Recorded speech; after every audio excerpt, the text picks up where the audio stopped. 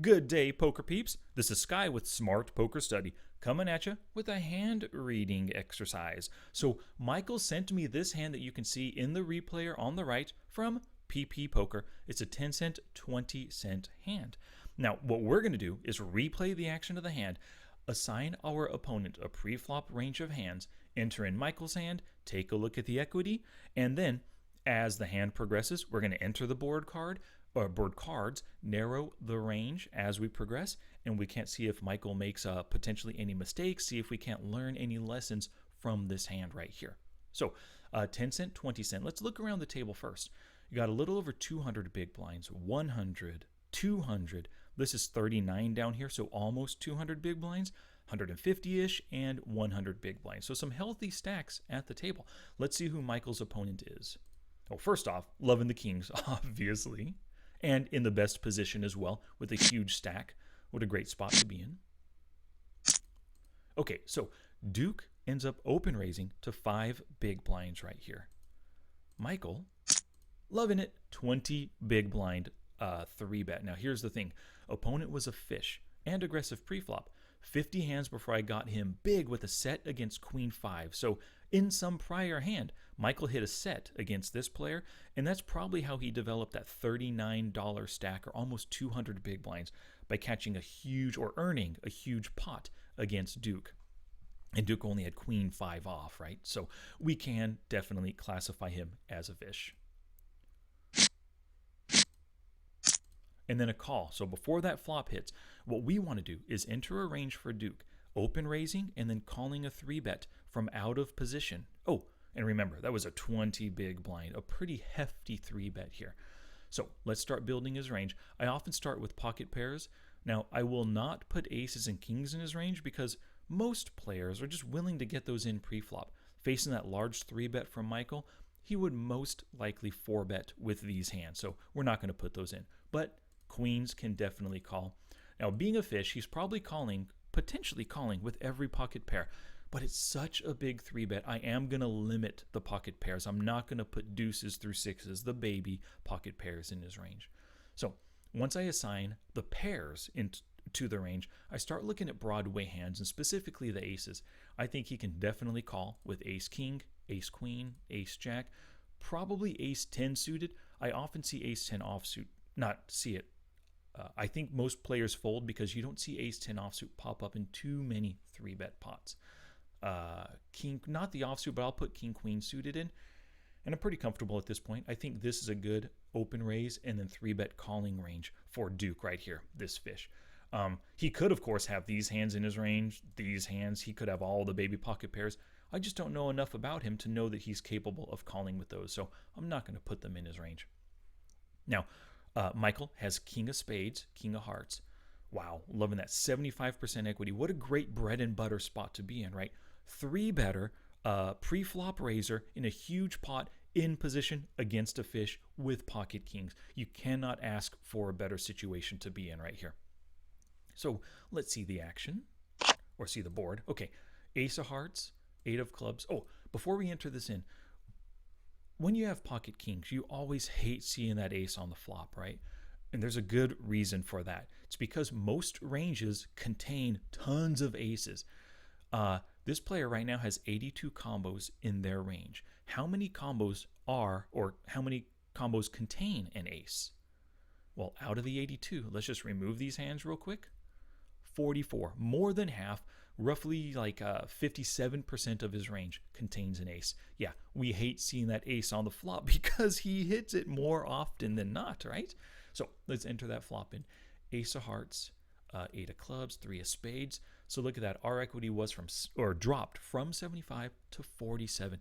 Hating this flop right now, but we do have position, and he does have some under pocket pairs, even king queen, that didn't hit anything at all on this board. So it's not the end of the world, right?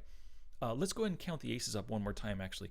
Now that the ace blocks some of the aces he could hold, well, his total combos goes down to 68. If we remove these bad boys, 33, almost half once again. So yeah, we hate that ace right now with our pocket kings. Let's see the action here. We got a check, and then Michael decides to bet, and then a call from Duke right here. Good, good.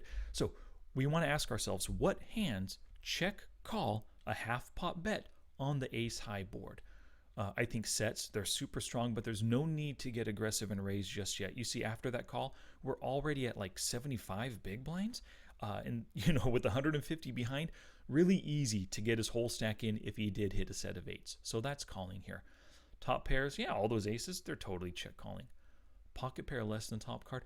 I think for one street, especially this fish, even though he's out of position on ace high board, I think he can check call because it is just half pot. It's not 2/3 or 3/4 pot, which could scare these under pairs off. I think pocket sevens are folding. Open enders can't be in. What about 2-card backdoor flush draw? Oh, all those aces are already included in the range because they're top pairs. But if we turn this one on, we add 1 king, queen of clubs in. Let's do that. So I think this is the range that Duke could be check calling. It's 61 combos out of 68, almost, most of his range basically. And then look at that. We're at 42% equity right here. Not a good spot for Michael at this point. But like I said, does have position, has a pocket pair ahead of some other cards. Hey, even 2 outs for a king, right? So it's not the end of the world. Deuce of spades hit. So before we see the action, the deuce of spades, let's enter that card in. Okay, drops a little bit, 41.7% here. Duke checked. Michael bets half pot once again. Oh, let's see. Oh, whew, caught it just in time. Don't see the river. So half pot bet. Now, I think this is the pivotal decision in the hand, and I think this is a mistake right here, betting half pot. Because once he bets half pot, let's see what happens actually. 42% equity in the range. What is he check calling with right now? Sets, I think they can check call or check raise, one of the two, but we have to include those in the range. All those top pairs, half pot doesn't scare off ace 10, ace jack, ace queen, right?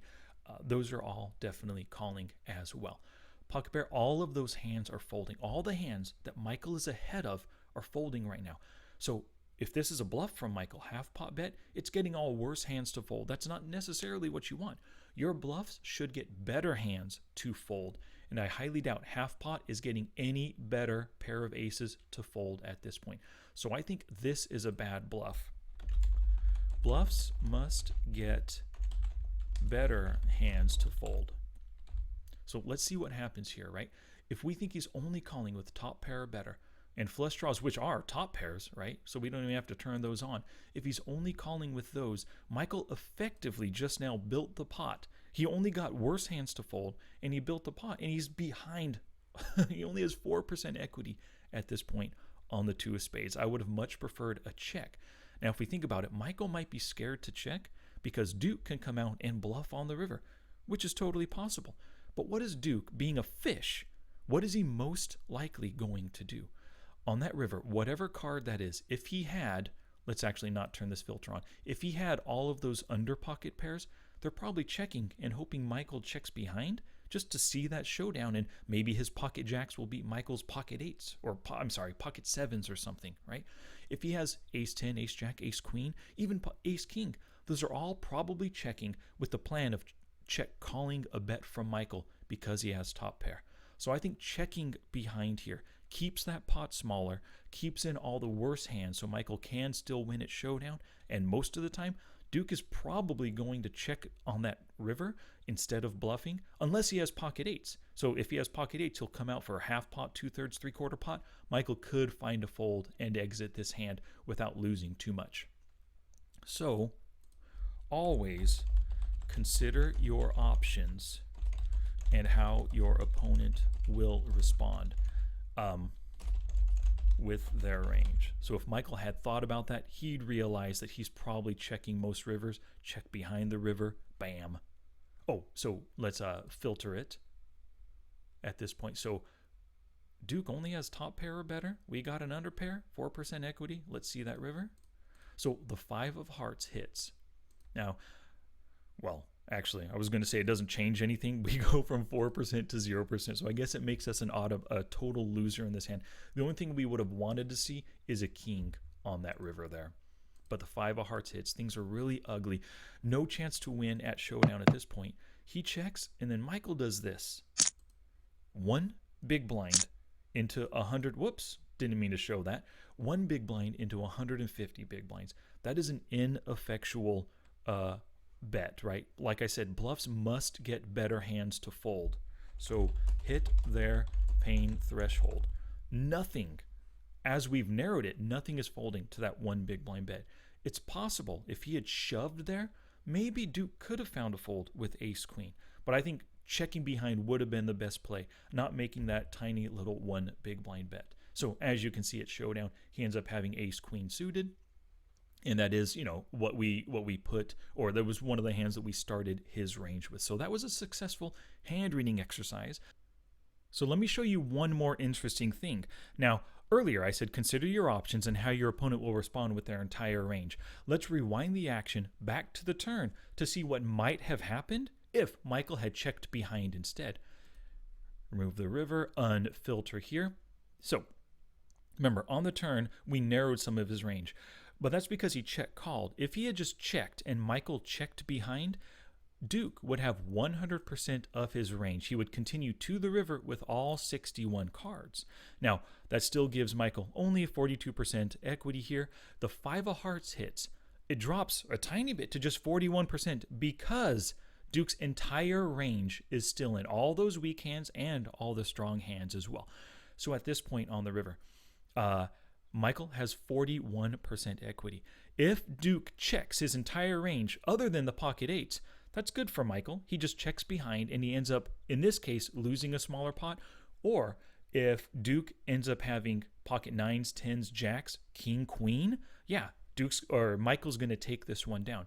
But what if Duke had actually decided to make a bet? What if he makes just a half pot bet with his entire range right here? Well, if he makes a half pot bet, Michael only needs 25% equity to profitably call. He has 41% equity. He's effectively, or his check behind on the turn effectively allows Duke to bluff his entire range. All those weaker pairs, that king, queen, and also maybe bet for value with the aces. But in this case, Michael is actually potentially earning money from those under pairs that would have folded on the turn versus his bet. So I think, once again, checking behind on that turn set you up for a good river where you could potentially do some bluff catching against Duke, or just check behind and now it's a smaller pot because no extra money went in on the turn or river. Alrighty, everybody, thank you so much for watching the video. If you enjoyed it, give it a thumbs up down below and please subscribe to the channel. And of course, thank you so much, Michael, for sending me this hand. Alrighty, y'all, I'll catch you in the next hand reading video.